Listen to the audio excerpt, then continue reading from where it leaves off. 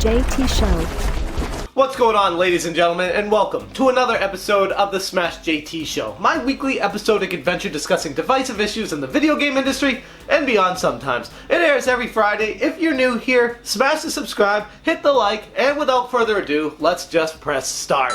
For this week, we need to talk about censorship. I feel like I've talked about this a few times in the past, but not to the extreme that we're getting to as a society right now, especially when it comes to Sony and graphics that are coming to the PlayStation 4 currently, and how Sony proper, the company as a whole, is handling the entire situation. It's nothing new. Don't let any of these video game websites or Wall Street journals tell you that this is a new thing coming from Sony. It's been going on for a very long time. We're approaching over a year now of imposed censorship from Sony proper. The only thing that's changed is now the information of how they're censoring it is becoming public knowledge, and people are getting pretty pissed off about it because now they know what's getting censored and why it's being censored. But that doesn't change the fact that things have been censored for going on over a year now.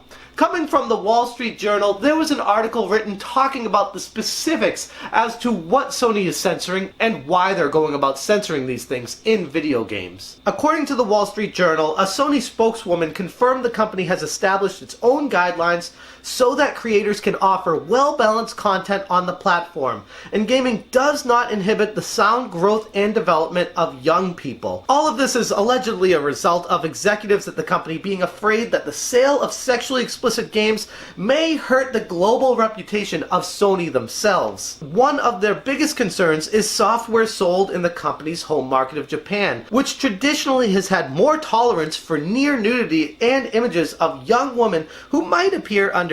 There are two main reasons for the new policy based on the conversations with unnamed Sony officials. The first is the rise of the Me Too movement, a campaign that was created on social media a few years ago to combat sexual misconduct, harassment, and assault, and change how those issues are being discussed. It gained a ton of momentum back in 2017 during the Harvey Weinstein investigation, as him being a sexual predator. I even made a video about that. Nobody watched that, but I put a lot of time into it, so definitely check it out if you have a second. The other reason is the growing trends of platforms like Twitch and YouTube, where sexually explicit games coming out of Japan can find a global audience. To summarize, Sony told the Wall Street Journal that they're concerned that these things could turn into legal and social actions against the company, painting them in a bad light, making them look bad, and ultimately losing money because of it. So Sony is steering completely clear of a lot of things in video games that teeter on that border of questionable content, and if it should be acceptable for people to be able to play games with these things in them.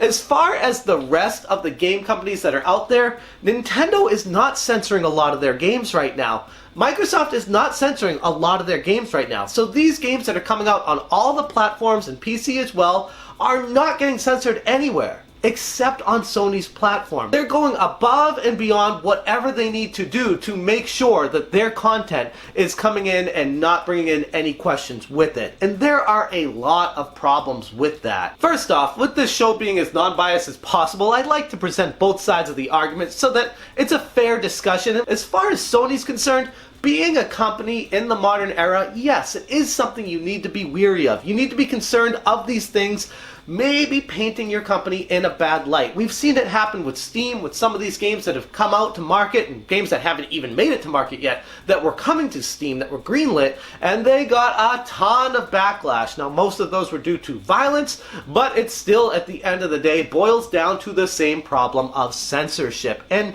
Sony just wants to avoid that. They just don't want any part of dealing with that problem. And if they can censor, cut out, and block anything that could possibly paint them in the wrong light, they're going to do it at the cost of artistic talent that these games are presenting to the gamers, at the cost of the true unique image of what the developers wanted the gamers to experience, it's going to be washed away and painted over, or in Devil May Cry's case, have blinding lights blocking areas of bodies where it might be questionable. They just want to avoid any kind of problems that could possibly come up because of it. Now, the issue of censorship is one of those topics that's been around forever. It's not going away anytime soon. It probably will never go away as society as a whole progresses and civilization has to deal with a lot of social issues that come up. Censorship is always going to be a part of it. The problem I have with censorship is when it starts becoming a little bit too overbearing. Yes, I understand a company wants to protect their image. They want to avoid lawsuits. They want to avoid parents being pissed off at them for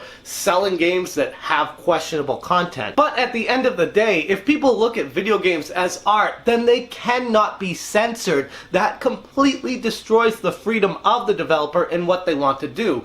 The problem with that is games are an interactive form of medium where art in the traditional sense of statues or paintings is something that you observe, that you take in by looking at it. You don't interact with the art in most cases.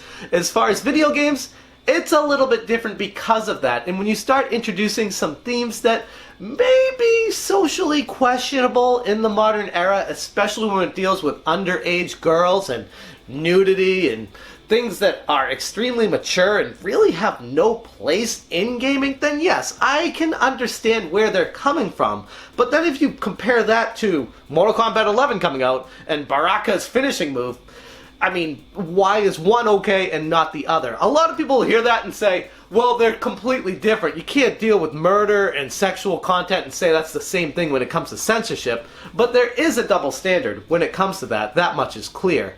Now, as far as this whole situation, I've done a lot of research about censorship, how far this current issue has gone back for, and a really good person who knows a lot about this, if you want to deep dive even further, is Tark's Gauntlet. He's covered it in extreme detail and makes a great point as far as how censorship is handled by Sony and why in some cases censorship is okay in his mind and why in others it's not. He actually goes through game by game on a lot of questionable titles and talks to people about why it's okay and why it's not. And it is a case-by-case basis. I completely agree with them. Which is why when Sony comes out with this broad statement of how they're officially handling censorship and not doing a case-by-case basis, it's a very dangerous slippery slope for a company to go down. And as far as developers are concerned, I could only imagine the pains that they deal with putting a game together for a console that not even sure if it's going to be acceptable or not because of these laws that are being put in place